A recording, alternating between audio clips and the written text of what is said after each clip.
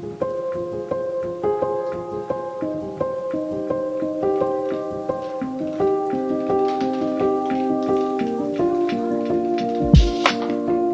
land do we stand on? What history lies beneath our feet?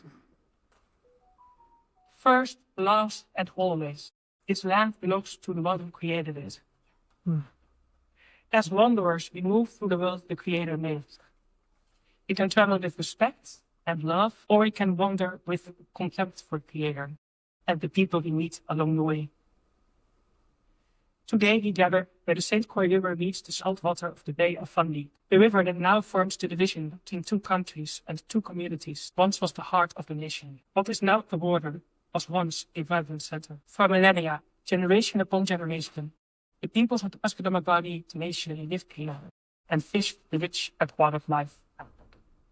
They used this gift of the Creator and tended it with love and respect into the 1800s. When newcomers came in ships to this area, some treated the river and their guardians as they ought. But as more arrived, many of them regarded the Indigenous Nation as an obstacle, as people unworthy of consideration. Settlers from across the ocean came with a desire for the resources of the land and a new history. Many came without respect for the wilderness, animals, and people. They inadvertently or purposely brought viruses that killed thousands. They instituted laws that tore children from their homes and isolated the nations onto small reserves. We stand on holy ground, watered by the blood and tears of our Peskotomuhkati siblings. When we walk these streets, let's not only remember the stories of those whose homes we can still see, the structures around us that are still standing, but also and especially those people whose homes were not allowed to stand. Give thanks to Creator for giving us eyes to see the failures of the past, the need for renewal, and humble hope for redeeming the relationship.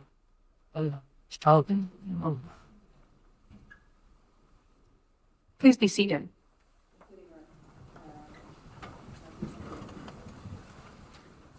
I'm first of all going to introduce the stage to you. I see them play musical chairs, so I may. Let me first of all, he needs no introduction, but Chief Hugh Akagi and his wife, Ruth. Dr. Bradley Jerzak is the president of SSU. Dr. Lawrence Vanesh is our distinguished professor at SSU who leads our Reconciliation Studies program. And he is the academic representative on the Board of Governors. And I'm joined by also board member Steve Harris, who hails from Kansas City, Missouri. So really pleased to have him here tonight. I'd also like to extend a special welcome to Dr. Robert Cheekley. Bob was one of the founders and the president of SSU for many years, and he and his wife Marlene drove from Ontario to be here also tonight. I'd also like to thank CHCO Television for being here, so everybody be on your best behavior.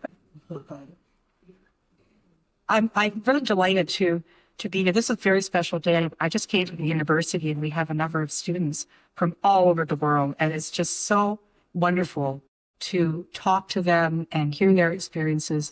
And the chief gave them a couple of hours of his time this afternoon. So we're really honored that you're here with us tonight because it's actually the 50th anniversary of St. Stephen's University. We were founded in 1998 through legislation here in New Brunswick. And Dr. Cheekley was one of the founding members when we were first created. We are a university. Our legislation says we have to be based on Christian principles, but we welcome all searching minds to our campus. A couple of years ago, we had to shift from undergraduate to only graduate studies. We've always had graduate students, but our undergraduate population did not bounce back after the pandemic.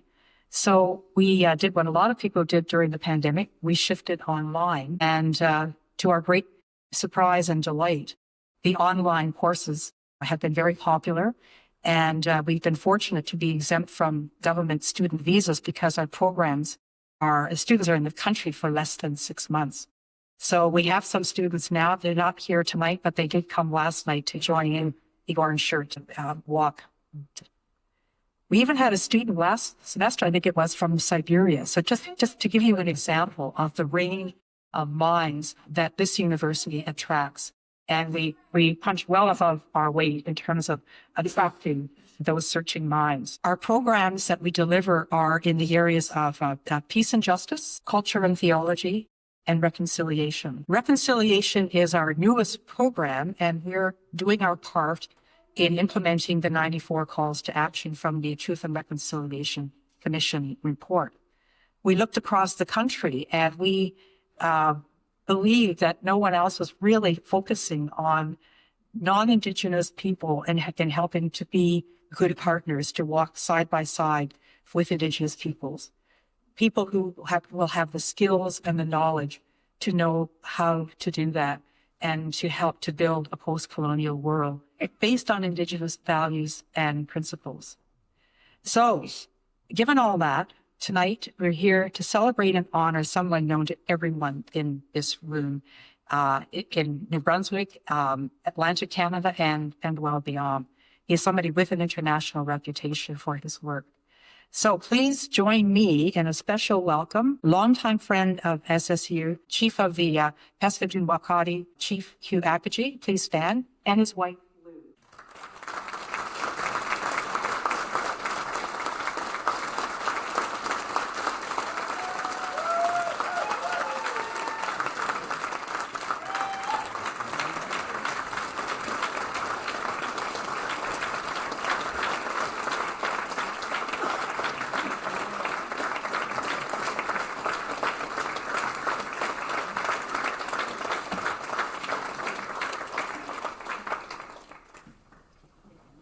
Thank you. You may be seated. I know how much Chief Hugh cringes at applause. You can hear it as love tonight. That might help. SSU sees the value of honoring our friends and those who've made contributions to our society with doctoral degrees, and I'll use them two words in Latin: honoris causa, and that means with the cause of honoring, or perhaps honoring for a cause. And we have committed ourselves to a robust process when we deliver these. We are not looking for celebrity cameos that we can draw people who've never heard of us to the stool. Instead, these are the criteria that our board has established. And there's three. One, we look for someone who has the equivalent of an earned doctorate through long-term world experience in their field or fields of expertise. Two, we look for those who have made a significant contribution of service to society and to their community. And three, we confer these honorary doctorates on those who have had a significant relationship with SSU, whether in direct service or through our personal connections. So SSU's Board of Governors, chaired by our Kahn-tineta, she who makes the grasses wave, Judith Moses, in consultation with our faculty and staff, unanimously and joyfully acknowledges these qualities in our friend and elder brother, Chief Hugh Akagi. We are grateful for his longtime support of our university, and especially his voice in shaping our reconciliation studies program. Through his help, we are learning to decolonize education in our university and practice the values of your people. At this time, I'd like to invite Lois Mitchell, Peter Fitch, and Walter Thiessen to deliver their citations on Chief Hugh in whatever order you like.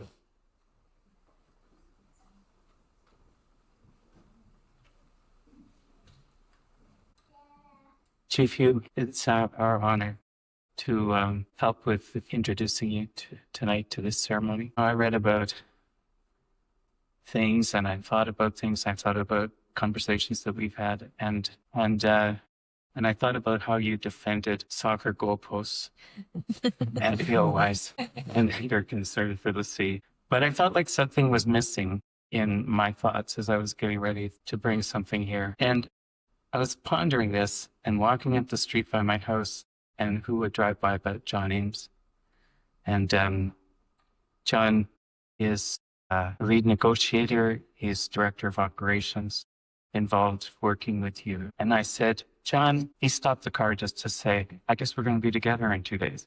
And I said, yes. I said, how would you introduce the chief? And what he said was so beautiful. I said, I wish I had recorded that. And he said, I'll go and write it down. So he actually wrote a little bit more, and I loved it so much, I decided to read it here. A man of integrity, Hugh is driven by passion for the things that matter most.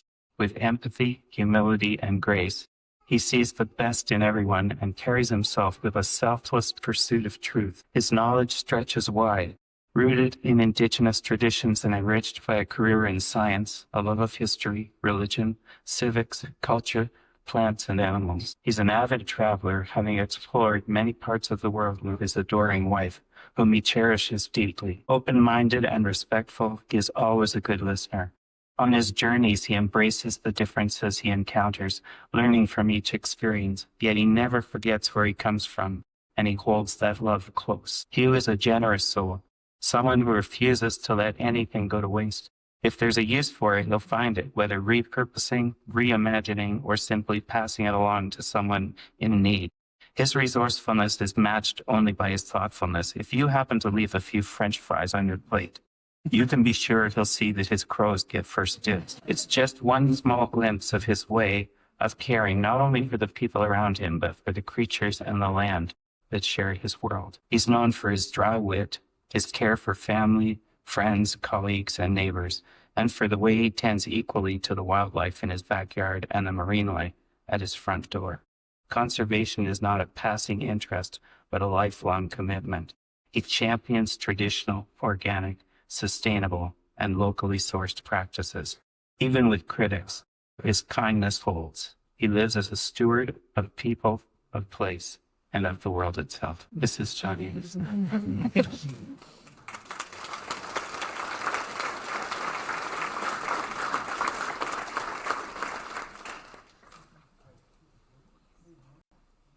Years at SSU, we've always tried to avoid anything that looked like training in terms of the way we approach. We always wanted to think of the whole person, hearts and minds. So it made sense when recognizing the moment for an honorary doctorate like this to focus not so much on a list of achievements or accomplishments, though that list would be very long and very accomplished, but on demonstrations of character, on seeing when someone is doing notable good in the world because they are a person of character. So I want to share two recent moments of seeing that in Chief Hugh. I'd already known Chief Hugh for many years when in 2022, upon invitation from Judith, I was asked to help with the formation of the Reconciliation Studies program that we were developing.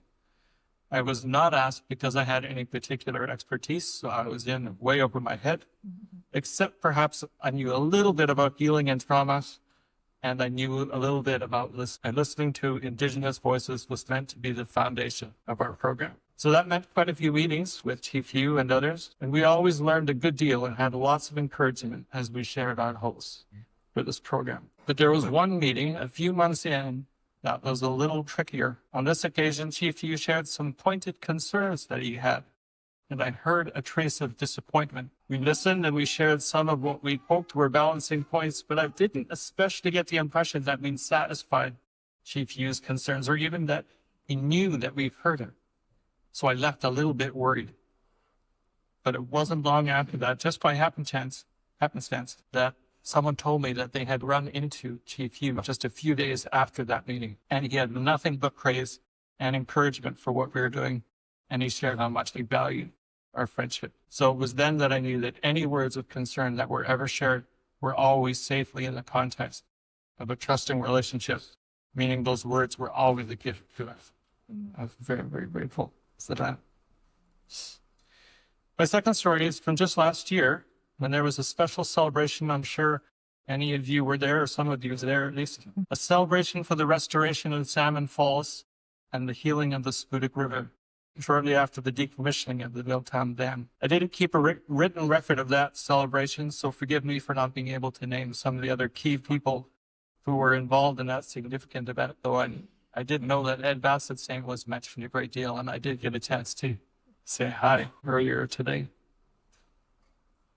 What I mostly recall was that in the middle of it all was the passionate, quiet wisdom of Chief Hugh, at work changing people's hearts and minds, especially some key folks at NB Power. In an interview, Chief Hugh said, We are specific to our river. This river is what defines me. Looking at the Skutik flowing with a new freedom, he said, people forget what we really had here. So I went to that event. To be honest, I was expecting to hear some boring speeches as government or corporate officials patted themselves on the back. The invitation said there would be short speeches, which I doubted correctly. But I was surprised to find that I was profoundly moved by this event. It felt like I was witnessing. I was a part of a powerful moment of transformation, a sign of hope. And as I said, in the middle of it all was the passionate, persistent, quiet wisdom of Chief Hugh. And those are key qualities that we're honoring here today.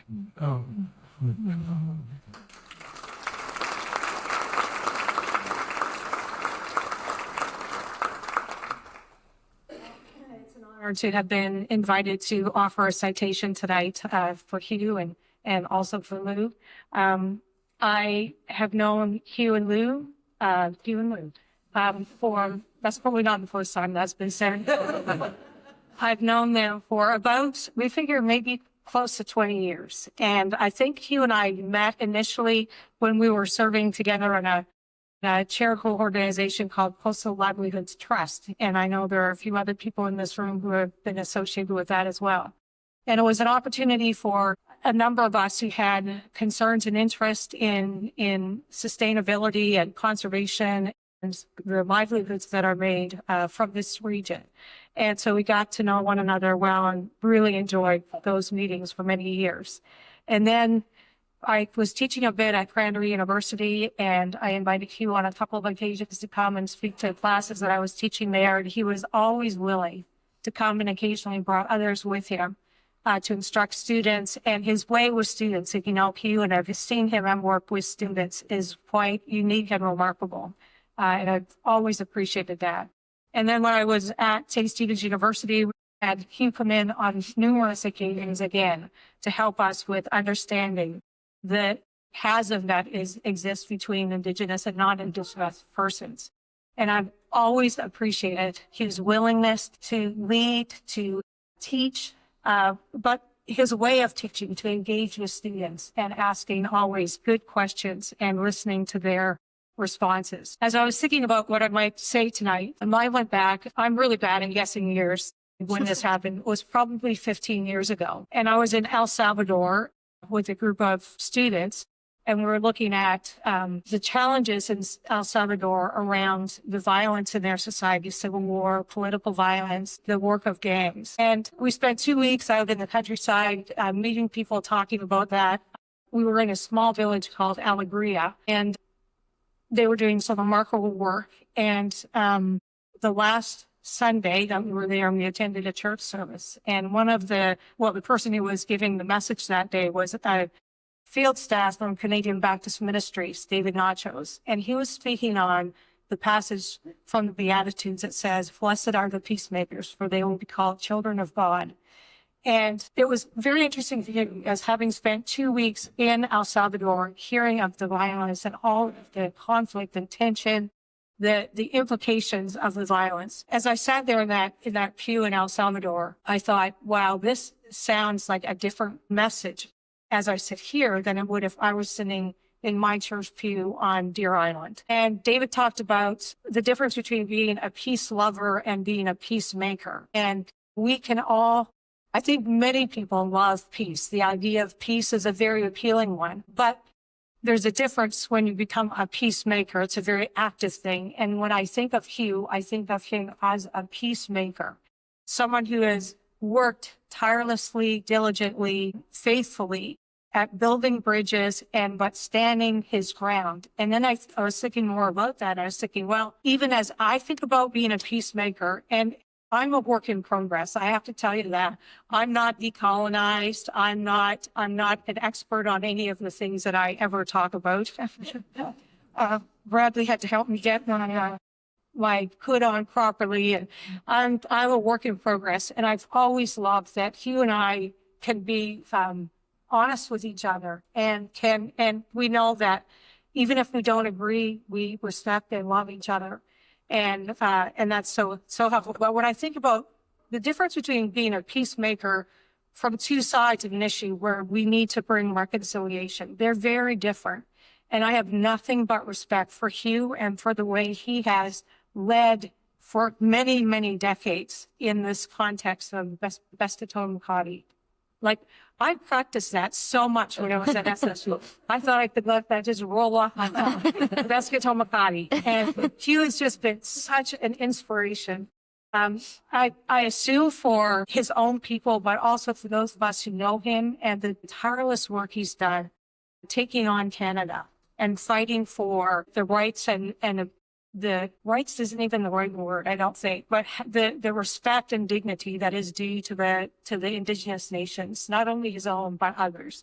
And so I'm just thrilled to be here tonight to honor Hugh and to recognize Lou and your contribution that you have always made.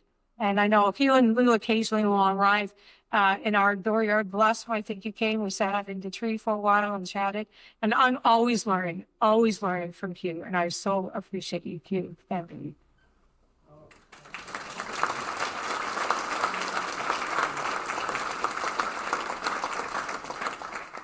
Thank you so much, Lois, Walter, and Peter. I'm now inviting Dr. Judith and Dr. Harris to come forward.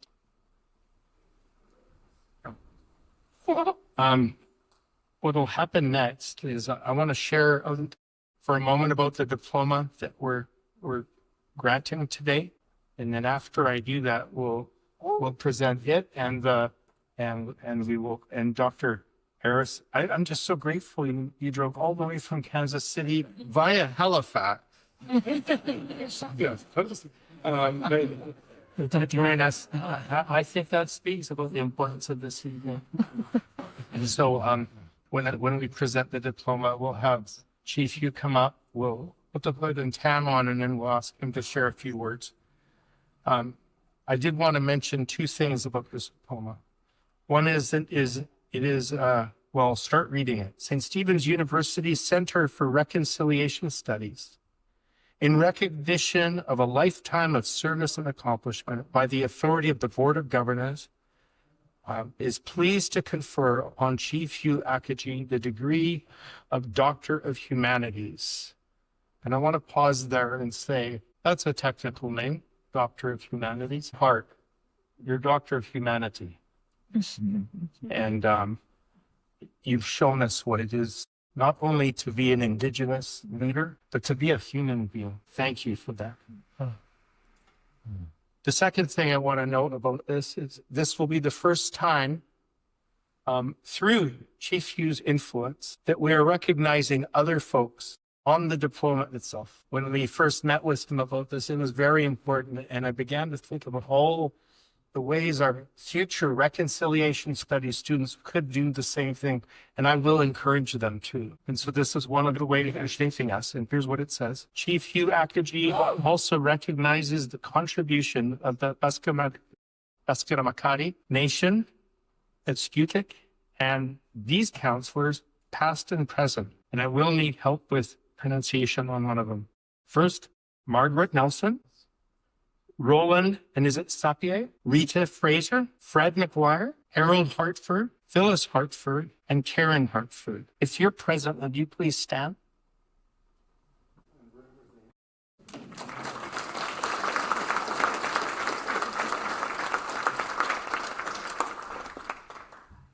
So, Chief Hugh, would you now please join us? And Steve will come up along there.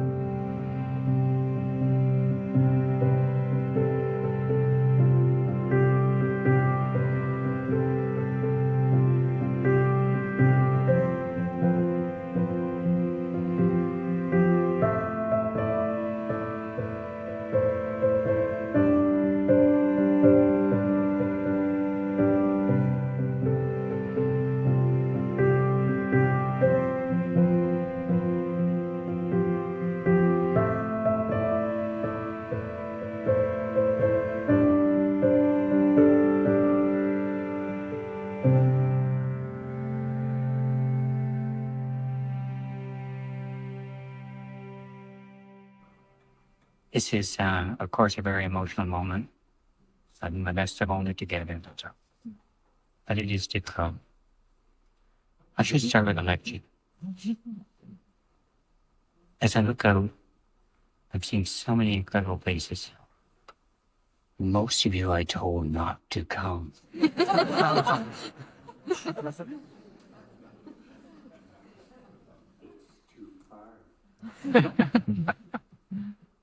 Just to come for an event for an evening? What are you doing here? But I know the answer. Because I've been surrounded by lovely people all my life. I know who you are. I know what you've done. I know who's benefiting from it, but almost everyone in this room has been so good to my people. I needed to say thank you. That's where this comes about. And I thought when I started, I shouldn't be proud. And it's because I was thinking of pride as an individual, some sort of an individual honor. I'm very proud of my people. I'm very proud of my friends. You're the ones that got me here. I know this is an honor, and that's why I need to share it. And I was thinking about, maybe I forgot a dirty trick on you and get out of giving a speech simply by saying, I gave every one of you 2 minutes at this mic. What would you offer to tell people how we can make this a better world? Yeah. I don't have time. You don't have time. But you can take that poem, do me the favor, thinking about it, and finding a way to share that. Because this world needs an answer. I think everybody knows that I turned 80 next year, so I'm running out of time. But there are so many people who can fill the void. And you will. I'm looking at you now. And I'm just seeing some very young people.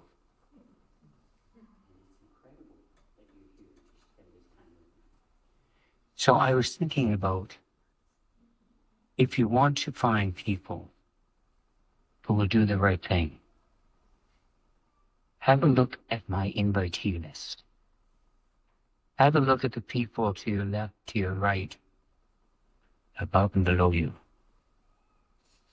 These are the people who will always do the right thing. I say all of this, it's heartfelt, it has true meaning. This is indeed an honor, but even better, it's an opportunity. An opportunity to say thank you. Looking forward to doing more with you. Thank you very much for the words you have shared, and looking forward to spending more time together, sharing more of your wisdom. And don't ever stop teaching me. I know there are people here that I've learned so much from. I can't tell you the memories of peace. So once again, thank you. And everybody knows, but we don't say enough, how much I owe to you. The little part of you. And we didn't just get married, so we say you and Huey.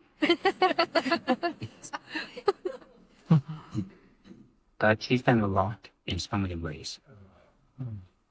And I don't want to hear any clapping. I don't want to hear, I really need you to think. There's something about quietly thinking about what's happening around us, about the people that are mourning. And I would be more respectful if you would just quietly go about your lives, think about the good things that we can do to make things better. It's pretty simple. I don't complicate things. I don't need a lot of time. So thank you for being here. Thank you for coming such a long way. Thank you for sharing in such an event. And thank you for being part of that. Appreciate it. Yeah. How you going?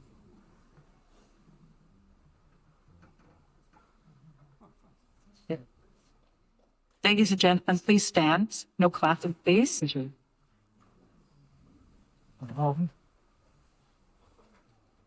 I have one other thing I need to do, which is to acknowledge the power behind the man. Lou, please come up.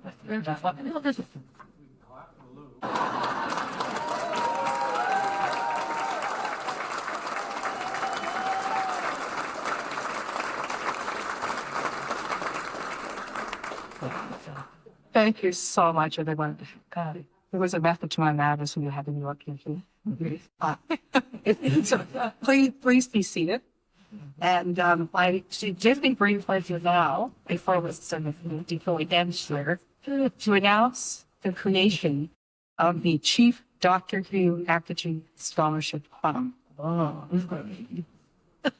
This will be an annual scholarship to be awarded to a talented graduate student dedicated to peace, justice, and reconciliation within their community.